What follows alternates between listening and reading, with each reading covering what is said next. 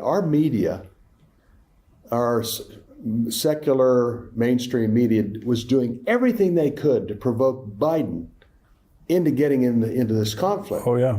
And same thing with the European press, were trying to get NATO more involved. Yeah. You know, if that was a Republican president like Trump or Bush, I don't think that would have happened that way. But I'm going, what are they doing? Throwing billions and billions and billions of dollars at it. You know, And the weaponry. It's amazing. Welcome to the Tipping Point Show. I'm Jimmy Evans. I'm so thankful that you've joined me today. I have Bill Koenig joining me today, and we're going to be talking about Israel, all things Israel. There are so many things happening, and I want you to stay tuned for this. Let me remind you that on September the 16th, we have our prophecy conference coming up. It's going to be all day long. We have Rabbi Jonathan Kahn. We have Pastor Ed Young. We have Dr. Tony Evans, myself, Dr. Mark Hitchcock. It's going to be a great day. We want you to be there. Go to endtimes.com and just look there under our conferences, and you'll see all the details, and we have reserved seating. So go on there. If you're a paid subscriber to endtimes.com, you get a 50% discount. If you're bringing a group of 10 or more from a church or something, you get a 40% discount. So be sure and go on there. We would love to have you come, but we have our seats are filling up. You can see actually on our map there, you can see exactly the seats are full. And those that are filling up, I want you to get a good seat, so be sure and sign up as quickly as you can. I'm very excited today to have Bill Koenig joining me. I've mentioned his book, Eye to Eye, here many times on the show. We're going to be talking about it today on the program here. Bill is a journalist and served as a White House correspondent. He has a news service called Koenig World Watch Daily. His website has constantly updated stories from a large variety of news sources and can be found at watch.org. I read it daily for world news from a biblical and end times perspective. And Bill, it's great to have you with me today. Thank you, Jimmy. Great to be with you. Well, you have such a passion for Israel. You work on the Israel prayer breakfast, right? Absolutely. And so those go on through the year at different places. Is that right? Yeah, Jerusalem prayer breakfast started in 2017, usually in June, 1st of June, thereabouts in Jerusalem. And then it's been in Houston, Brazil, St. Louis, Dallas last year. So yeah, it moves around the world. And what's interesting about the Jerusalem prayer breakfast, it always seems to happen at an important time in the country where it's hosted. I appreciate your passion concerning Israel and Jerusalem, the prayer breakfast. If someone wants to get more information about that, where could they do that? They can go to Google and put in Google a Jerusalem prayer breakfast Jerusalem. That's the main website, and all that information will be clicked on right there at Google. Well, there's a lot going on right now concerning Israel, and I've had a lot of people asking me, and I was waiting to get you on the show so you give the right answer. You were actually supposed to be in Israel right now. Right. You're there regularly. There are so many things, and we were mentioning before the show, it's just like a pressure cooker right now, of just from all angles. There's just so much pressure building on Israel. What do you think when you look at Jerusalem, when you look at Israel right now? Where do you think we are prophetically? Just your personal opinion. You know, Jimmy, I've been at this for 26 years. I've seen it ebb and flow over the years, and right around 2000 was significant. Then with 2001, with the terror events of 9/11, the pressure that was being applied on Israel at the time, Bush, Ariel Sharon was involved, Crown Prince Abdullah, that was an intense time. And then there was a lot of pressure during Obama's 2 terms to make peace. John Kerry and Hillary Clinton were very involved in that, and then there was tension in the area at that time. But the big problem all along, Iran. That's been we watch Iran, Jimmy. You know, we obviously watch Iran, we watch Turkey, we watch Russia. But I think that Iran is talking with much bravado right now. They're developing a nuclear program. Yeah. They are burying it deeper and deeper in the sands of Iran. And I think it's, they're deploying missiles in Yemen, Iraq, Lebanon, and Syria. That's more serious than the rockets. I mean, there are 150,000 rockets right now pointed at Israel, but 15,000 missiles in Lebanon and Syria, that's a concern. So that's, I watch Iran closely. Pastor W.A. Criswell down at First Baptist used to always say, if you want to know where things are standing biblically and prophetically, watch what's happening with Jerusalem, God's time clock. Right. That's what we do, but also Iran is a major player absolutely. that we keep a close eye on. prophetic significance. And so you were saying they're burying what Iran is saying is they're going to be able to bury their nuclear facilities in those mountains to where the bunker busters don't work. But you're saying that Israel's got a way around that. Yeah, it was interesting because over the last few years, we've provided Israel a lot of bunker busting bombs. And the purpose of that was to be able to penetrate those facilities that they're building under the ground, bearing, their nuclear program or missiles and deployment of missiles. But a good friend of mine, Yoram Ettinger, who used to be a consulate general down in Houston for Israel and also worked out of the Israeli embassy in Washington, told me, he said, we received the bunker busting bombs and then we improved them significantly. And so we're not concerned. So I think Israel probably knows exactly the depth of those with their intel, and they'll be prepared for that. But Iran thinks they're going to be able to bury underneath, and the bunker busters won't be able to hit them. But they'll get there. Well, it's like the Stuxnet virus. Right. They're in all those facilities. They've got moles. Israel has moles in all those Absolutely. facilities. You know that. Yes. Now, so what do you think, Bill? Because it seems to me like, when Benny Gantz was the defense minister there in Israel, like 2 years ago, he said they'll have nuclear weapons in 3 weeks, And I mentioned it here on the show, and I think everybody got up in a tizzy. I think I got them up in a tizzy because, this is the defense minister. Well, there's so much hype and so much rhetoric that goes on. However, Iran has been at this for a long time. They've defied the world community. They have not allowed the scrutiny of the United Nations or the groups involved in that. So what do you think timing-wise? It just doesn't seem to me like Israel has a lot of time to wait. They have the missiles, they have the capability today that they didn't have 2 years ago to strike Israel with a nuclear missile. And so what do you think as far as timing is concerned? How critical is the timing? And do you see Israel preemptively bombing Iran anytime soon? That's a good question, Jimmy. Probably the one that I have the most interest in right now is what is the red line? I remember in the summer of 2016, Russia, Syria, and Iran had troops fairly close to Israel's northern border. Right. And Ambassador Schrauger, who had been for us there in Iraq, and Ambassador Jeffers, who had operated out of Syria, said that Israel's really close to the red line being crossed. They've really felt that summer was a real critical stage, especially with that troop movement. And then the word was getting out that Israel was going to do something. And then there was a retreat of those soldiers, and then things calmed down. So there was a defined red line at that time. And I think there is definitely a red line in place right now. No one's on the world stage speaks more effectively than Benjamin Netanyahu about the Iranian threat. I was there in Capitol Hill when he spoke to Congress, I think it was 2015, and warned of the threat of Iran. He knows what the problem is. His challenge previously was to get the defense community to back him, his defense minister and others to back him.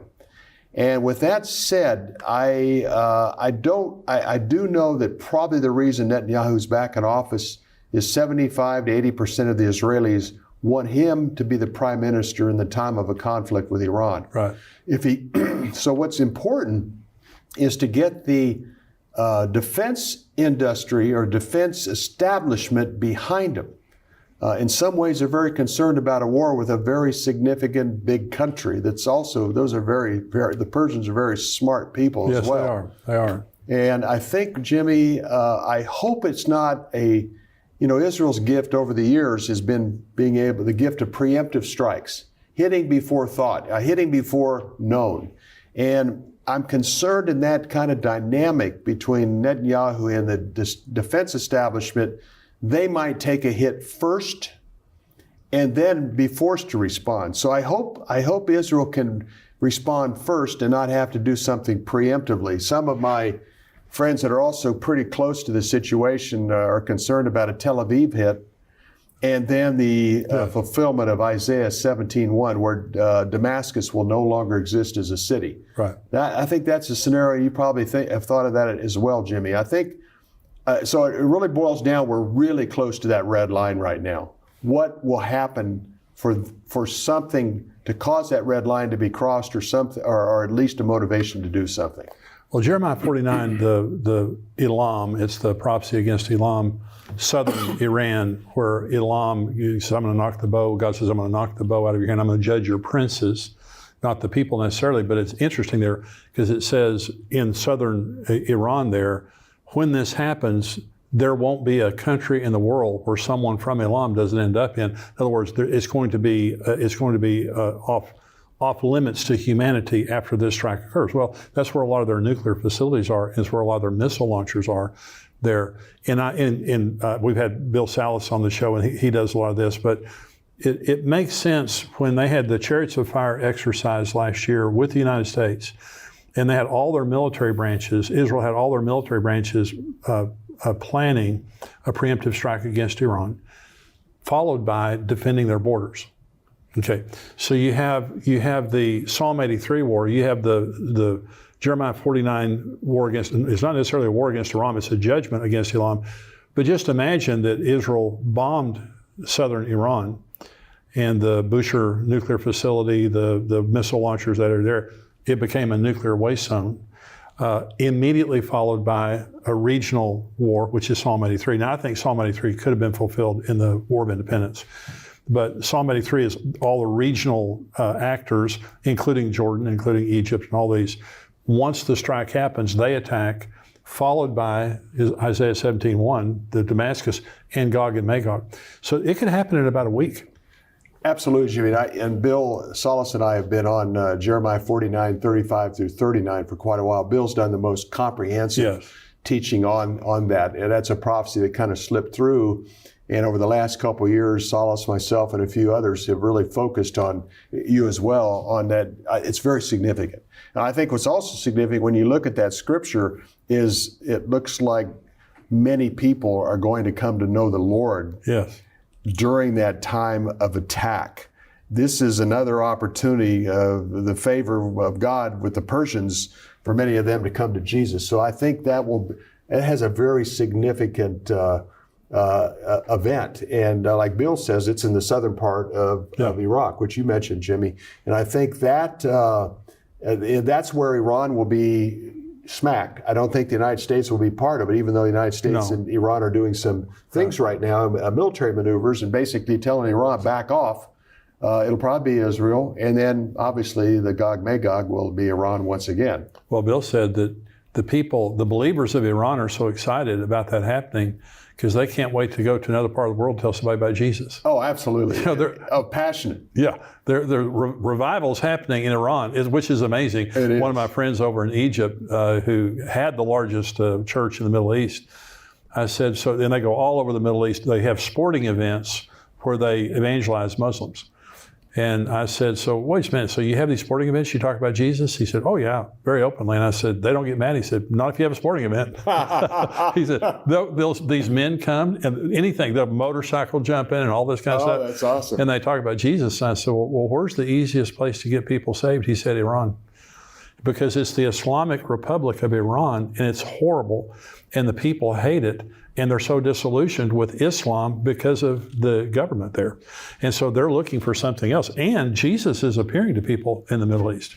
That's right. According to Tom Doyle, Tom's a Dallas guy, a Dallas seminary guy, and Tom and his wife Joanne have done tremendous work throughout the Middle East. Tom's written a couple books with Thomas Nelson of exactly that, Jimmy, where Jesus is appearing to people in dreams and even some cases physically. Yes. And that's, it's a difficult place to share the gospel. And so Christ is going directly to them. Can't keep Jesus out. No, you can't, even there.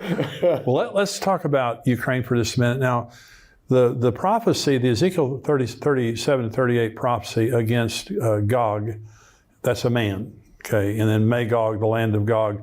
And then you have Meshech, Tubal, Persia, Iran, you have Togarmah, all these places that are in Turkey today. So all these nations are in place. They're all aligned, philosophically and politically with Russia. Russia's the strong man. So a lot of people, and I have a lot of questions about the Ukraine and Vladimir Putin. Now, this is just totally my opinion, but I believe if the Ezekiel 37 and 38 prophecy is one that is current, that's going to happen in the next few years, Vladimir Putin's God. I mean, he is. And now, if it's later, somebody else is going to have to take his place. But he's I think from a friend of mine, I was interviewing a friend of mine, I'm not going to say his name, in Russia a few weeks ago. They like Putin over there pretty much because they see him as a restraining force of the moral degradation of the West. Right. That's a funny thing to say. No, it's true. But it's true. Because he doesn't allow a lot of the nonsense that we allow. No. But at the same time, he is expansionary, he's tyrannical, he wants to reestablish the former Soviet Union. So what do you see as an end game for Ukraine? I noticed this morning that the drones were attacking Moscow. These attack drones were attacking Moscow. So what do you see? Do you see an end game here for Putin? Do you see an end game for that war? Yes, that is so interesting because Israel's had a good relationship with Russia, but the war in the Ukraine has actually created tension in that relationship. Mm-hmm. One of the top intel guys, Mordecai Kadar in Tel Aviv, said Netanyahu could pick up a phone and be in Putin's office within 24 hours almost any time, and if he couldn't meet there, he would talk. Right. They had such a good relationship. And then there was some tension during Bennett and Lapid's time in office as top leaders of Israel. And so that was a tense moment. And then when Israel voted with the Ukraine, that's right, at the UN, that created a lot of tension between Russia and Israel that had not been there. At that time, Israel had the right to go in and deal with go in and out of Syria and take out Iran nuclear missile shipments and military shipments. So I remember the foreign minister said, Russian foreign minister says Israel doesn't have the right to declare sovereignty over the Golan Heights. Yeah, there you go. Which Trump was very adamant about that Israel has that. So they all of a sudden this tension started developing over, and Zelensky was asking Israel, we need your help. We need more sophisticated equipment. We need your intel. And we also need your defense system to be able to counter the Iranian drones that the Russians are now using. Right. And that created additional pressure on Israel. But what happened, it's just amazing how all this is being weaved together. Iran and Russia are closer now than they have probably ever been militarily. Yeah. I remember when I was in Jerusalem in November, talked to a pastor from the Caucasian Mountains, and he said Russia and Iran are having a lot of behind-the-scenes negotiations on how to cooperate more militarily, having to do with the Ukraine, and at the same time, Iran would be buying Russian military equipment. So through this Ukraine situation, Russia and Turkey are closer. Yeah. Russia and Iran are closer.